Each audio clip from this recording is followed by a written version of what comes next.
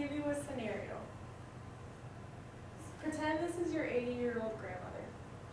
She is dying. She's dying of terminal cancer. The doctors say that her brain is still functioning perfectly, but she begs for you to take her life because she is suffering from the pain.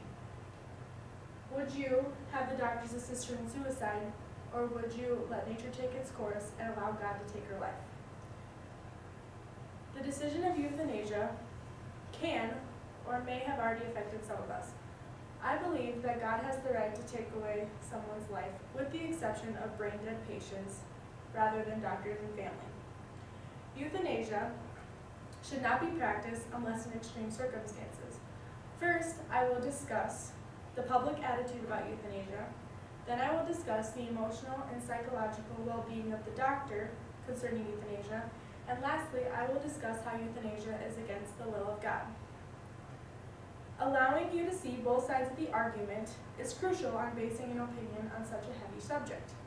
For years, people have been arguing about euthanasia. There are the pro argument and the con argument.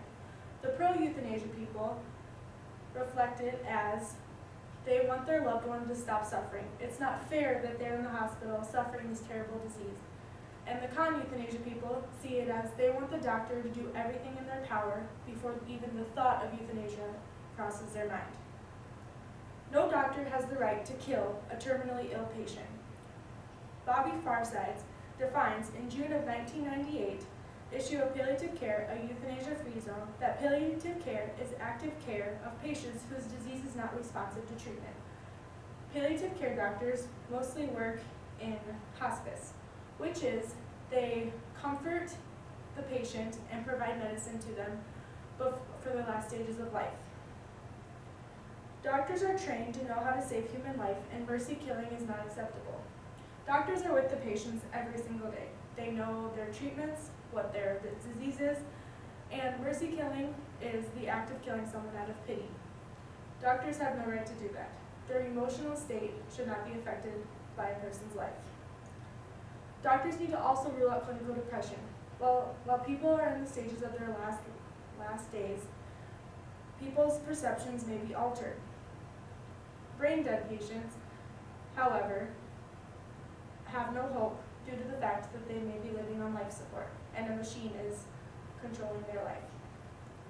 Next, I will discuss the emotional aspect of euthanasia. Euthanasia emotionally affects everyone involved, including doctors. The doctors have the pressure of the family, the pressure of mercy killing, and the pressure of their role as a doctor. Doctors take Hippocratic oath, which states that they promote the welfare and health of our being. Family is also affected by this. It's very hard to see a loved one suffering. But if the patient is not brain dead, it is not ethically justified for a doctor or family to make the decision. Lastly, I will discuss the religious point of view. Euthanasia is against the will of God. Open Bible Info website includes information about how the Bible views euthanasia.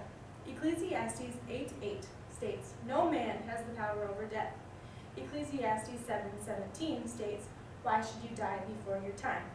And Ecclesiastes 3, verse 1 through 3 states, "For everything there is a season, in heaven and on earth, a season to be born and a season to die."